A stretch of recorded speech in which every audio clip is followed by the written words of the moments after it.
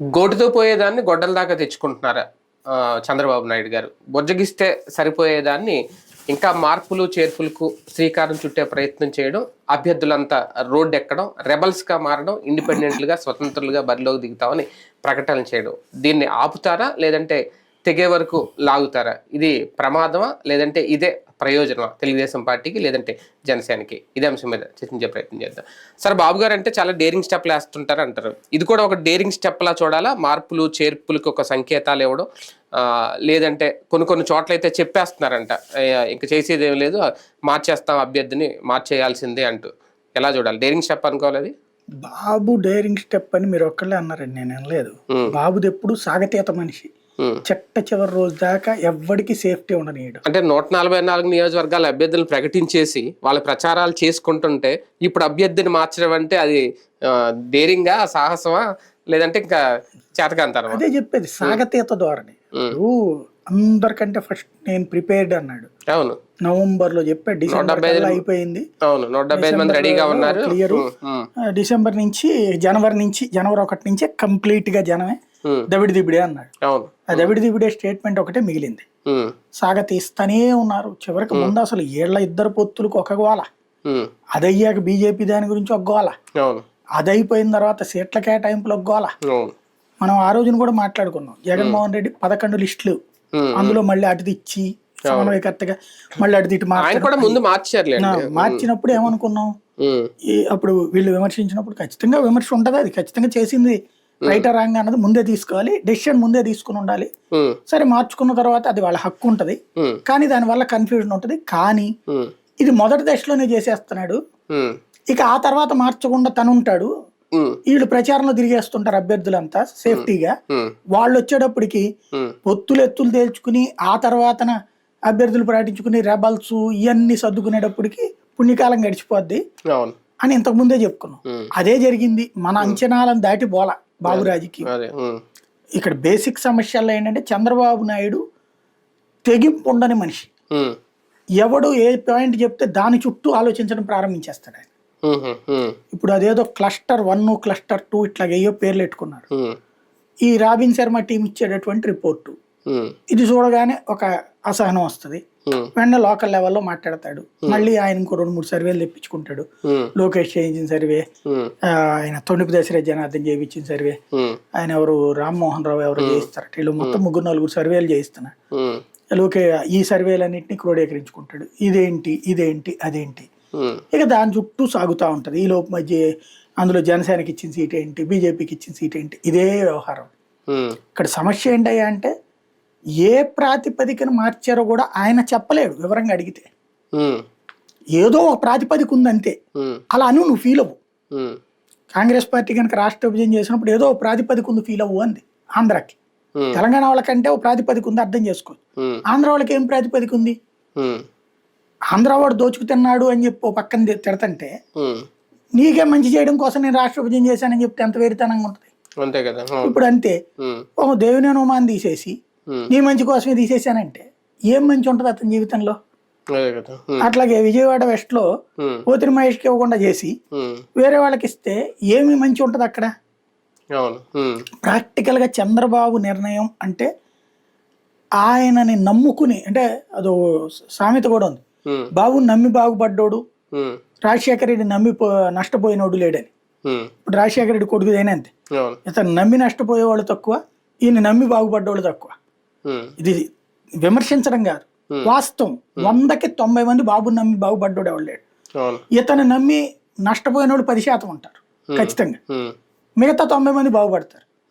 దానికి కారణం ఏంటంటే ఇతని సాగతీత ధోరణి, అతని సూటితనం. కానీ తెలుగుదేశం పార్టీకి ఈ దఫా అంటే ఒక 5 ఏళ్ళు ప్రతిపక్షంలో ఉన్నారు కాబట్టి గ్యాప్ వచ్చింది కాబట్టి బలమైన క్యాండిడేట్లు లేకుండా పోయారా? పొత్తులో భాగంగా బలమైన క్యాండిడేట్లకి కొన్ని చోట్ల వదులుకోవాల్సి వచ్చింది, అంటే సీట్ లేకుండా. పొత్తు వాళ్ళని వచ్చిన సంఘర్షణ కాదండి. ఇప్పుడు గిడ్డు ఈశ్వరి, లేకపోతే గనక అతను ఎవరు మండపేట జోగేశ్వరరావు, లేకపోతే గనక అట్లాంటి వాళ్ళని అక్కడ ఎవరు మార్చారు? బేసిక్ గా సీట్లు దాంట్లో తను మార్చుకున్నాడు.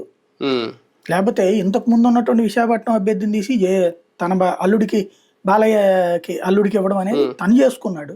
అప్పుడు వచ్చేదానికి ఎవరిది బాధ్యత అవుతుంది బేసిక్ గా? అదే, అవును, పొత్తుల ఏరియాల్లో రాలేదంటే ఒక అనపర్తి దానికి గురించి మాట్లాడచ్చు, అవును, అంతేగాని మిగతా చోట్ల ఏం మాట్లాడతారు? మిగతా చోట్ల ఎక్కడా లేదే పొత్తులు గొడవల వల్ల అందులో. అవును. కాబట్టి ఇక్కడ సమస్య ఎక్కడ ఉంది? అంటే తన కొన్ని చోట్ల పార్టీ అంతర్లేన పెందుర్తి ఉంది, ఆయన బండారు సత్యనారాయణమూర్తికి వస్తుందని అతనికి అనుకున్నారు, ముందే అది తెలుసు పొత్తులు. కదా, అదే, అక్కడేం గొడవ చేయట్లేదు, బండారు సత్యనారాయణమూర్తి సైలెంట్ అయిపోయాడు కదా. కాకపోతే ఆయన కొంచెం అలక మీద ఉన్నారు. అలకలు వేరు, అలకల్ని నేను ఎప్పుడు పట్టించుకోను, సీనియర్ ఎందుకంటే పార్టీ. జనసేనోడైనా అలగచ్చు, అది వేరు. బేసిక్ గా గొడవ చేయట్లా ఇక్కడ, అట్లా కాదు కదా. గొడవ చేస్తున్నది తెలుగుదేశం సొంత సీట్లను. తెలుగుదేశం అభ్యర్థులు ఉత్తరాంధ్రలో 5గురు 6గురుతో, విజయనగరం కావచ్చు, మేసాల గీత ఇట్లాగ ఉన్నారు కదా, మాడుగులు ఒకటి, ఇట్లాంటివన్నీ కూడా. కాబట్టి తెలుగుదేశం సీట్లలో గొడవ ఎక్కువ అవుతుంది తప్పించి వేరే సీట్లలో దాంట్లో పెద్ద ఇష్యూ కావా. అది కూడా అక్కడ కూడా వేరే సీట్లలో కూడా తెలుగుదేశం వాళ్ళ వల్ల కూడా వనపర్తిలో, అంతే కదా. కాబట్టి తనకి తను సంబంధించినంత వరకు ఒకటి సూటిగా చెప్పేటటువంటి తత్వం, లేకపోతే సస్పెండ్ చేసి అవతల పడేసేటటువంటి ధైర్యం ఉండాలి. నువ్వు జగన్ దగ్గర నుంచి వెళ్ళిపోతున్నాడు, ఎవడన్నా బతిలాడాడా? అసలు ఆవు శ్రీకృష్ణదేవరాయలు ఎంపీ, సిట్టింగ్ ఎంపీలు, సిట్టింగ్ ఎమ్మెల్యేలు, ఎమ్మెల్సీలు ఇచ్చిన వాళ్ళు వెళ్ళిపోయారు. వంశీకృష్ణ యాదవ్, రామచంద్రయ్యో ఇట్లాంటి వాళ్ళు ఇచ్చిన వాళ్ళు వెళ్ళిపోయారు కదా. ఏం చేశాడు ఆయన? జంగా కృష్ణమూర్తి ఏం చేశాడు?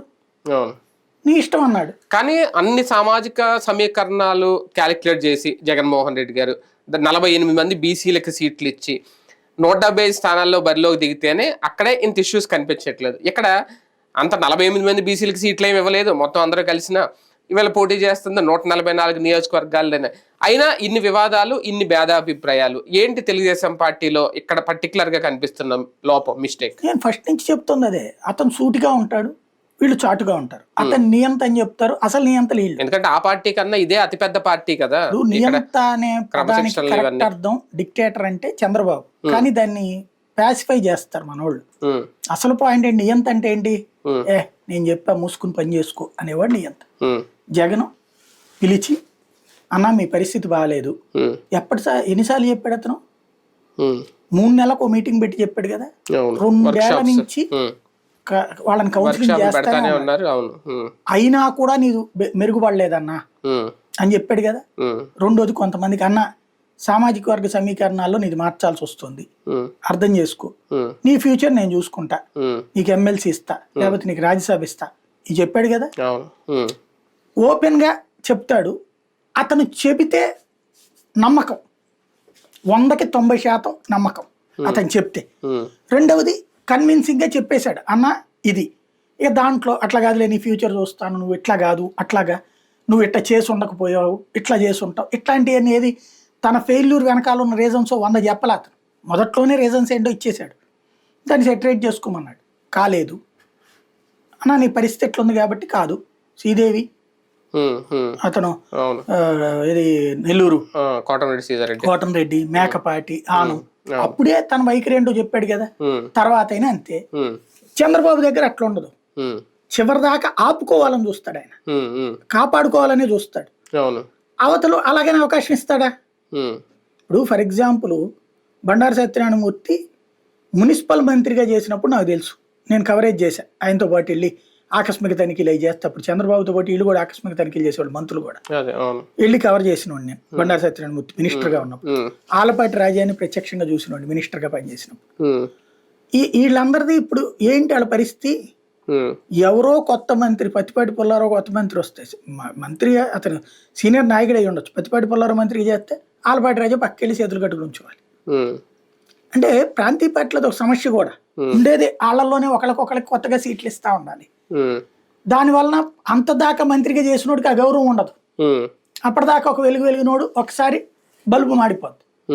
అప్పుడు సహజంగా వచ్చేది వాళ్ళ చూసుంటారు కదా ఈ మిగతా నాయకులు, చూశాక వేదిక మీద కూడా పిలవరు అక్కడ. బేసిక్ గా అక్కడ ఇక మన బతికింతే అనేటటువంటి సిచ్యుయేషన్ అప్పుడు ఎట్లుంటది? ఆ అసంతృప్తిలో నుంచి రగిలి ఇప్పుడు గనక పోతే మనకి ఇంకా ఫ్యూచర్ ఉండదు అనే కోపంలో నుండి వస్తున్నటువంటిదే ఈ గొడవ అంతా. ఒక రకంగా సర్వేలు ప్రామాణికం అవుతున్నాయా అభ్యర్థులు మార్పుల విషయంలో, లేదంటే చంద్రబాబు నాయుడు గారు వేరే ఆలోచన ఏమన్నా ఉందా? మేబీ ఆయన రాబిన్ శర్మ టీం వాళ్ళ లెక్కల ప్రకారం ఫాలో అవుతున్నట్టున్నాడు, అంత మించి వేరే ఏం లేదు. అంతేనా? అంటే వైసీపీ అభ్యర్థులు బలంగా ఉన్న చోట కొన్ని సర్వేలు జరుగుతున్నప్పుడు తెలుగుదేశం పార్టీ అభ్యర్థి సిట్టింగ్ ఎమ్మెల్యే అయినా సరే ఓడిపోతాడు అని రిపోర్ట్లు వచ్చినప్పుడు ఇంకా మార్పు తప్పదని భావిస్తున్నారు బాబు గారు. అదే అనేది అదంతా రాబిన్ శర్మోళ్ళు ఏమిస్తున్నారో దాని బేసిస్ మీద వెళ్తున్నారు. అలా అనుకుంటే ఇంకా నామినేషన్స్ వేసే వరకు సర్వేలు జరుగుతూ ఉంటే మార్పులే వస్తానే ఉంటాయి కదా. అలాగే ఎన్నిసార్లు మారుస్తారు అభ్యర్థి? గతంలో ఒకేసారి 3-4 నామినేషన్ వేసి తర్వాత విత్డ్రా కోసం కూర్చోబెట్టి చర్చలు జరిపిన వాళ్ళు ఎంతమంది లేరు. కాబట్టి అవి చాలా ఉంటాయి. తెలుగుదేశంలో అది సహజం. అవును, నామినేషన్లు విత్డ్రా తర్వాత కూడా ఇండిపెండెంట్ గా కొనసాగుతారు, కానీ పార్టీ లేదు లేని అంటారు. తెలుగుదేశం బీజేపీ మధ్య ఇంకా బేరసారాలు కంటిన్యూ అవుతున్నాయా? సీట్ల పంపకాలు క్లోజ్ అయిపోయినాయా?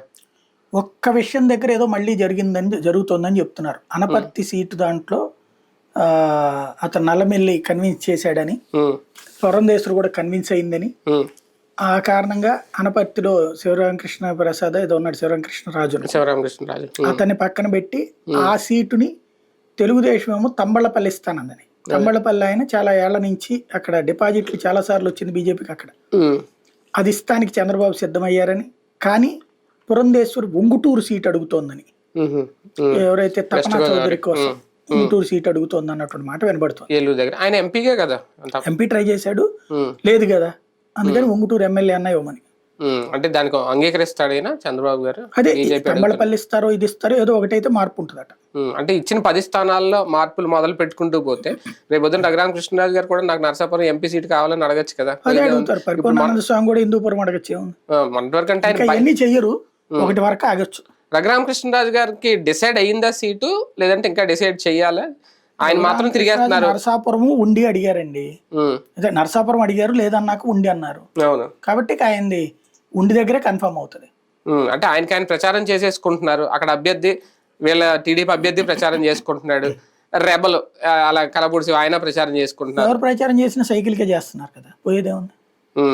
అదే ఈయనకే కలిసి ముగ్గురు సైకిల్ గా ఓటేయమన్నారు, బీఫామ్ ఎవరికి వస్తే వాళ్ళ చేతి సైకిల్ వెళ్తుంది అంతే. ఈ కన్ఫ్యూజన్ ఎందుకు ఇంకా తెలుగుదేశం పార్టీలో? కావాలనే క్రియేట్ చేస్తున్నారా? వీళ్ళు తీసుకునే నిర్ణయాల వల్ల ఇంకా నోటిఫికేషన్ వచ్చే వరకు ఇది కంటిన్యూ అవుతా ఉంటుంది. చెప్పాను కదా, వాళ్ళల్లో మెయిన్ ఏంటంటే ఎవడికాడు ఈ టైంలో కోల్పోతే జీవితంలో అవకాశం ఉండదు అనే భయం ఉంటది. ఆ భయంలో ఇప్పుడు కలవపూడి శివ ఇంత ముందు ఎమ్మెల్యే, అతను తీసుకెళ్లి ఎంపీగా పెట్టి రామరాజుని తీసుకొచ్చి పెట్టారు. ఇప్పుడు రామరాజు ప్లేస్ లో రఘురామకృష్ణరాజు అన్నారు. ఇప్పుడు శివరామరాజుని చూసిన కంటితో రామరాజు రేపు పొద్దున్న తనకు ఫ్యూచర్ ఉంటుంది అనుకుంటాడా? తన బతుకు బస్ స్టాండ్ అనుకుంటాడు కదా. మరి రఘురామకృష్ణరాజుని చూస్తే వీళ్ళిద్దరికి మన ఇద్దరు బతుకులు బస్ స్టాండ్ అనుకుంటారు కదా, ఇక అయిపోయినట్టారు మన కెరీర్ అనుకుంటారు కదా. మరి వాళ్ళు ఏం చేయాలి? ప్రూవ్ చేసుకోవాలి కదా ఏదో ఒకటి. ఆ ప్రయత్నాలు ఫ్యూచర్ కోసం చూసుకుంటే రేపు పొద్దున మరి పిఠాపురంలో వర్మ కూడా నా ఫ్యూచర్ ఏంటి, నాకు కూడా నా సీట్ నాకు ఇవ్వండి అంటే కథ మొదటి రాదా? దానికి అతనికి ఎమ్మెల్సీ అని నమ్మాడు కాబట్టి అందరికి ఎమ్మెల్సీ అనే కదా. ఇప్పుడు ఆయన దొరకి ఆయన కూడా ఎమ్మెల్సీ అని అన్నారట. ఆయన ఇప్పుడు బయటకు వచ్చి నాకు నమ్మకం ఉంటది, ఎందుకంటే పవన్ కళ్యాణ్ ఇచ్చాడు హామీ, పవన్ కళ్యాణ్ ఇప్పిస్తాడు ఎట్టి పరిస్థితుల్లో అనే హామీ అనే భయం ఉంటది అతనికి, అదే అనే ధైర్యం ఉంటది. కానీ ఒక రంగా రాజకీయ భవిష్యత్తు తాకట్టు పెట్టేసుకుంటున్నట్టే కదా వీళ్ళందరూ. ఇప్పుడు వర్మ దగ్గర అయితే తాకట్టు పెట్టుకుంటున్నాడని నేను అనుకోను. పవన్ కళ్యాణ్ ఎట్టాగు తన సినిమాలు, తన జీవితం తను వేరే. ఇప్పుడు కుప్పంలో చంద్రబాబు ఎన్నిసార్లు కూర్చుని ఉంటాడు, పులివెందుల్లో జగన్మోహన్ రెడ్డి ఎన్నిసార్లు కూర్చుని ఉంటాడు. అట్లాగే ఈయన పిఠాపురంలో కూర్చుంటానని చెప్తే మనం నోట్ ఎలెట్టుకుని వింటామా? అక్కడ తర్వాత ఎవరు చూస్తారు? లోకల్ వర్మే చూస్తాడు, ఎమ్మెల్సీ హోదాలో వర్మే చూస్తాడు.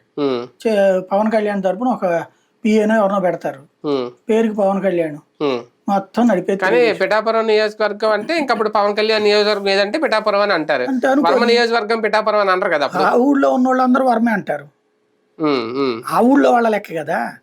రాష్ట్రంలో ఎవడేమనుకుంటే ఆయనకి ఏం పోయా, ఇదివరకు ఎవడికి తెలుసు? 10 ఏళ్ల వరకు ఆ పరిస్థితి ఉంటదా? అంతే, 10 ఏళ్ల పాటు ఆ పరిస్థితి ఉండి మళ్ళీ వర్మకి ఇంపార్టెన్స్ ఇచ్చే అంత ఉంటదా? అంటే ఇప్పుడు చేతులు అతని చేతిలోనే పవర్ ఉన్నప్పుడు ఏముంది? పవన్ కళ్యాణ్ గా చూస్తారు కానీ పిఠాపురం ఎమ్మెల్యేగా చూడరు కదా. పిఠాపురం ఎమ్మెల్యే అంటే వర్మే అవుతాడు. అంటే ఇదంతా టీడీపీ అధికారంలోకి వస్తే అంతే. ఒకవేళ పవన్ మాత్రమే గెలిచి టీడీపీ అధికారం లేకపోతే ఈయన భవిష్యత్తు చూసుకోవాలి. అప్పుడు తర్వాత 2000 నెక్స్ట్ ట్రిప్ వచ్చేటికి 29లో వద్దంటాడు పిఠాపురం, పవన్ కళ్యాణ్ వద్దంటాడు, లేదంటే ఆయన ఇండిపెండెంట్ గా పోటీ చేస్తాడు. రైట్, చూద్దాం. ఈ మార్పులు చేర్పులు ఇంకా కంటిన్యూ అవుతున్నాయి. తెలుగుదేశం పార్టీ ఇంకా మార్పులు చేసే ఆలోచనలోనే ఉంది, అభ్యర్థులను కూడా మార్చే ఆలోచనలో ఉంది. కానీ ఈ తిరుగుబాట్లు, ఈ నిరసనలు పెరిగిపోతున్నాయి. మరి దీన్ని ఎలా కంట్రోల్ చేస్తారు? లేదు అంటే ఒకసారి అందరినీ పిలిచి మాట్లాడతారా, బుజ్జగిస్తారా? టీడీపీలోనే ఎందుకు ఈ పరిస్థితి? చూద్దాం ఫైనల్గా ఏం జరుగుతుంది.